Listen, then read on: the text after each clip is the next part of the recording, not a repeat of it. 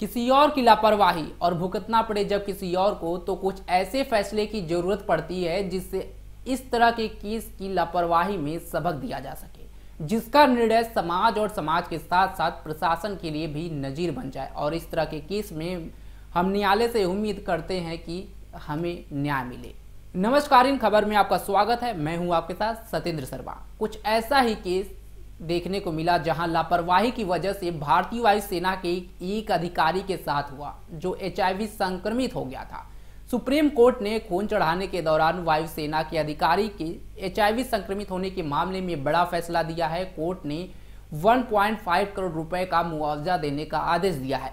उच्चतम न्यायालय ने भारतीय वायुसेना और भारतीय सेना को चिकित्सीय लापरवाही का जिम्मेदार ठहराया और कोर्ट ने 6 सप्ताह के भीतर मुआवजे की राशि देने का निर्देश दिया है। फैसले में सुप्रीम कोर्ट ने कहा कि सशस्त्र बल कर्मियों के जीवन की रक्षा करना प्राधिकरण का कर्तव्य है। सशस्त्र बल में शामिल होने वाले सभी कर्मियों की अपेक्षा होती है कि उनके साथ गरिमा और सम्मान के साथ व्यवहार किया जाए। दरअसल ऑपरेशन पराक्रम के दौरान ड्यूटी पर बीमार पड़ने पर रक्त चढ़ाने के दौरान वायुसेना अधिकारी HIV से संक्रमित हो गया था।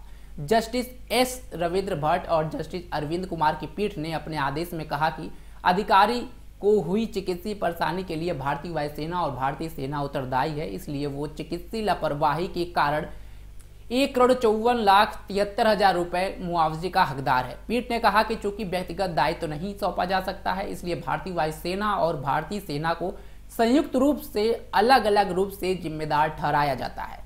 भारतीय वायुसेना भारतीय सेना से मुआवजे की आधी राशि मांगने के लिए स्वतंत्र है। दिव्यांगता पेंशन में संबंधित सभी बकाया राशि 6 सप्ताह के भीतर वितरित कर दी जानी चाहिए। सुप्रीम कोर्ट ने अपने फैसले में न केवल विशिष्ट मामले को संबोधित किया बल्कि HIV अधिनियम 2017 के ढांचे के तहत सरकार, अदालतों और अर्ध न्यायिक न्यायिकों के लिए महत्वपूर्ण निर्देश भी दिए। धारा 24 एड्स से पीड़ित सभी व्यक्तियों के मामले को प्राथमिकता देती है। पीठ राष्ट्रीय उपभोक्ता विवाद निवारण आयोग यानी NCDRC के फैसले के खिलाफ एक अपील पर सुनवाई कर रही थी। NCDRC ने प्रतिवादी की ओर से हुई चिकित्सा लापरवाही के कारण अपीलकर्ता द्वारा किए गए मुआवजे के दावे को नकार दिया था।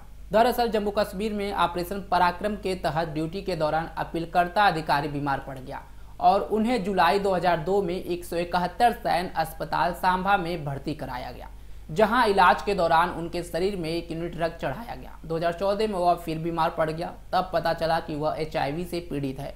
उन्होंने जुलाई 2002 के दौरान अस्पताल में भर्ती होने की व्यक्तिगत घटना रिपोर्ट के बारे में जानकारी मांगी। उन्हें मेडिकल केस शीट प्रदान की गई। इसके बाद 2014 और 15 में मेडिकल बोर्ड गठित किए गए। बोर्ड ने पाया कि 2002 में 1 यूनिट रक्त के संक्रमण के कारण वो HIV संक्रमित हुए। इसके बाद अफसर से सेवा विस्तार का अस्वीकार करते हुए 31 मई 2016 को सेवा से मुक्त कर दिया गया। अपीलकर्ता ने दिव्यांगता प्रमाण पत्र की आपूर्ति के लिए एक आवेदन भी दिया, जिसे इस आधार पर अस्वीकार कर दिया गया कि इसके लिए कोई प्रावधान नहीं है। इससे दुखी होकर उन्होंने 95 करोड़ के मुआवजे का दावा करते हुए NCDRC का दरवाजा खटखटाया, लेकिन उनकी मांग खारिज कर दी गई। इस फैसले के खिलाफ सेवानिवृत्त वायुसेना अधिकारी सुप्रीम कोर्ट का दरवाजा खटखटाया था। फैसले में सुप्रीम कोर्ट ने सशस्त्र बल कर्मियों की गरिमा और भलाई को बनाए रखने के महत्व पर भी जोर दिया। पीठ ने कहा कि लोग काफी उत्साह और देशभक्ति की भावना के साथ सशस्त्र बल में शामिल होते हैं। इसमें अपने जीवन को दांव पर लगाने और अपने जीवन के बलिदान के लिए तैयार रहने का एक सचेत निर्णय भी शामिल है।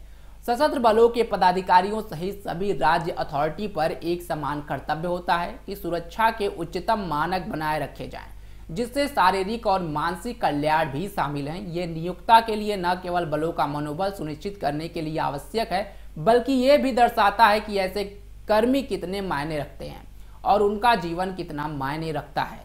इन मानकों का कोई भी उल्लंघन न केवल कर्मियों में आत्मविश्वास की कमी लाता है, बल्कि उनके मनोबल को कमजोर करता है। साथ ही ये पूरे बल में कड़वाहट और निराशा भी की भावना पैदा करता है।